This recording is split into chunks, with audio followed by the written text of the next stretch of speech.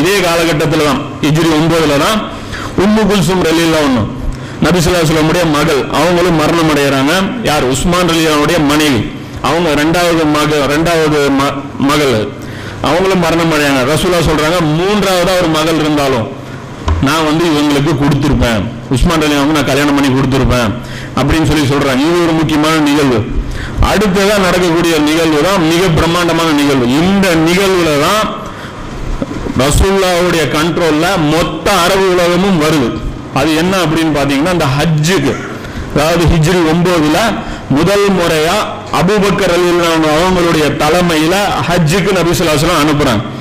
300 பேர் கொண்ட ஒரு கூட்டத்தை நபி ஸல்லல்லாஹு அலைஹி வஸல்லம் ஹஜ்ஜுக்கு அனுப்புறாங்க.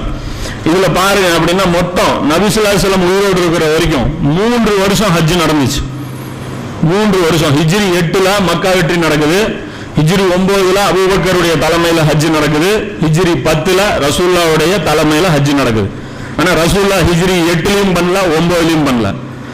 ஏன் பண்ணல அப்படின்னா, ஹிஜ்ரி 8 முஷ்ரிக்குகள், காஃபிர்கள் இருக்காங்க இல்லையா, அவங்களுடைய வழக்கப்படி ஹஜ் நடந்துச்சு. முஸ்லிம்களுடைய வழக்கப்படி ஹஜ் நடக்கல. காஃபிர்களுடைய வழக்கப்படி, அறியாமை கால வழக்கப்படியே ஹஜ் நடந்தது. ஆனா கண்ட்ரோல் யார்கிட்ட இருக்கு? நபி ஸல்லல்லாஹு அலைஹி வஸல்லம் கையில தான் இருக்கு. அதுக்கு அடுத்த வருஷம் முஸ்லிம்கள் அவங்க வழக்கப்படி ஹஜ் செஞ்சாங்க, காஃபிர்கள் அவங்க வழக்கப்படி ஹஜ் செஞ்சாங்க. 2 ஹஜ்ஜா நடக்குது.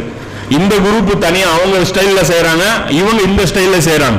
அப்போ ரசூலுல்லாஹ் போல. ரசூலுல்லாஹ் எப்போ போனாங்கன்னா, வெறும் முஸ்லிம்களுடைய வழக்கப்படி மட்டுமே ஹஜ் நடந்த அந்த காலகட்டத்தில் 3வது ஹஜ்ல தான் நபி ஸல்லல்லாஹு அலைஹி வஸல்லம் போறாங்க. இப்ப இந்த நேரத்தில் அபூபக்கர் ரலியல்லாஹு அன்ஹு அவங்கள அனுப்புறாங்க. அமீராக்கி 300 பேர் கொண்ட ஒரு குரூப் நபி ஸல்லல்லாஹு அலைஹி வஸல்லம் அனுப்புறாங்க.